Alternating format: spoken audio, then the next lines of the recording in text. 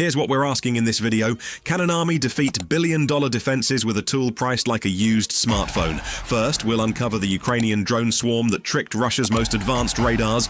Then we'll reveal the deceptive maneuvers that forced panicked Russian commanders to waste missiles on decoys. And finally, we'll show how 4 tiny drones slipped through to deliver the strike that left Putin's Guesthouse in ruins. By the end, you'll see why this moment may redefine future wars. And before we move on, please take a moment to subscribe to the channel and like the video. Why would Putin host a meeting in Crimea surrounded by one of the most advanced defense grids on Earth? That question hung heavy over the waterfront mansion, built into the rocky coastline. Set against the Black Sea, the estate stood isolated, its walls layered with reinforced concrete, its roof shingled in steel plates, and its grounds guarded by private security teams carrying rifles and radios. Inside one chandelier-lit room, long tables had been cleared to hold rolled maps, scale models of naval facilities, and thick folders filled with marked routes for shipping lanes and submarine patrols. High-ranking generals stood clustered near the head of the table, speaking in low tones, while aides shifted papers and updated timelines.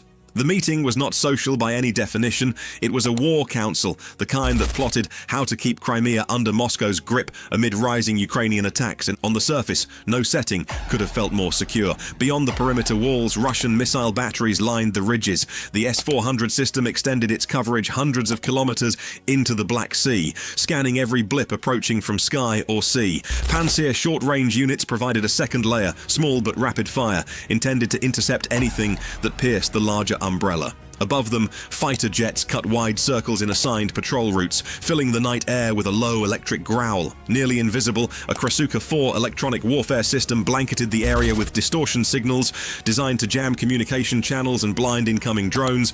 Moscow had presented this defensive dome as untouchable. State television talked endlessly about the Iron Shield over Crimea, a fortress wall of radar dishes and missile launchers that could burn through anything the West supplied to Kiev.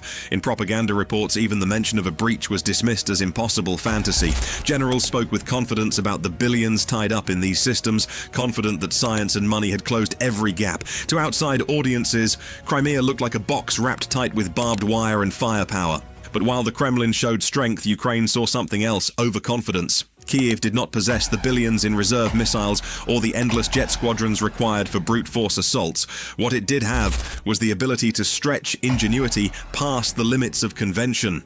A single Magura 5-5 drone, no larger than a small boat, sat prepared by a river the same day of the gathering. Its body cost just a fraction of one interceptor missile guarding the mansion, yet its payload carried tools no radar operator would expect. Think of the setup for a moment. Hundreds of millions of dollars were focused on blocking hypersonic missiles, heavy bombers, or NATO technology. What arrived instead was a fiberglass craft that barely triggered a radar signature, carrying micro-drones the size of hobby aircraft. Moscow painted its defenses as impenetrable, but impenetrable against what?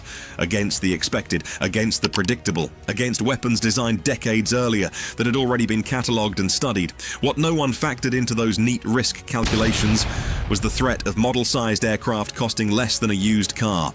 Earlier that morning, satellites operated outside of Moscow's control recorded subtle activity near the coast. Analysts in Britain tracked unusual movement around the mansion, extra vehicles parked near its gates, communications teams testing uplinks, drones on standby. Ukraine took the cues as a signal. A summit was underway, and valuable targets sat concentrated under one roof. Instead of answering with missiles or jet strikes, Ukraine lifted off something the Russian command had not written into their scenarios. A Magura 5-5 cruised silently toward the peninsula, loaded not with explosives at first, but with cargo that would turn Russia's billion-dollar defense net inside out. These drones weren't just intended to strike, they were engineered to deceive, and the deception would cost Russia more than any bomb could. What can a handful of aluminum strips do against a billion-dollar defense grid? That was the question hanging in the air as the first OSA drone made its approach. The small craft, barely noticeable against the coastline, carried with it more than explosives. At a preset point, its bay opened and spilled 500 thin strips of foil into the night sky. Individually, each piece weighed almost nothing. Together, they formed a dense cluster drifting slowly toward the sea. To the human eye, it looked like shiny debris catching faint moonlight. To Russian radar operators monitoring the defense grid, the storm of foil lit up their screens like a meteor shower. Dozens of signals suddenly appeared, where minutes earlier, there had been only a handful of monitored blips. A system built to track hypersonic missiles and jet aircraft struggled to make sense of a cloud deliberately calibrated to reflect and scatter radar beams. Operators faced a choice: treat every return as a target or risk letting one threat pierce the shield. Behind console screens, the echoes multiplied. Delay meant exposure. Reaction meant waste. In seconds, the decision came: engage. A massive interceptor from the S-400 battery launched from its cradle, engines burning at thousands of degrees, the missile tearing into the sound barrier almost instantly. Traveling at nearly Mach 9, it covered kilometers in less than a heartbeat. The trajectory looked flawless. Then came the reality. The $2 million projectile disintegrated nothing but falling strands of aluminum twisting in the wind. Even as radar crews debated the next response, confusion deepened. On a neighboring frequency, another drone began transmitting as if it were an Airbus passenger plane. Its signal mimicked flight data, altitude, and identification codes that resembled those of civilian carriers crossing the Black Sea. Operators knew the cost of error. Attack what appears to be a civilian airliner and Moscow could find itself accused of shooting down innocent travelers. Ignore it and risk allowing a masked strike aircraft inside the perimeter.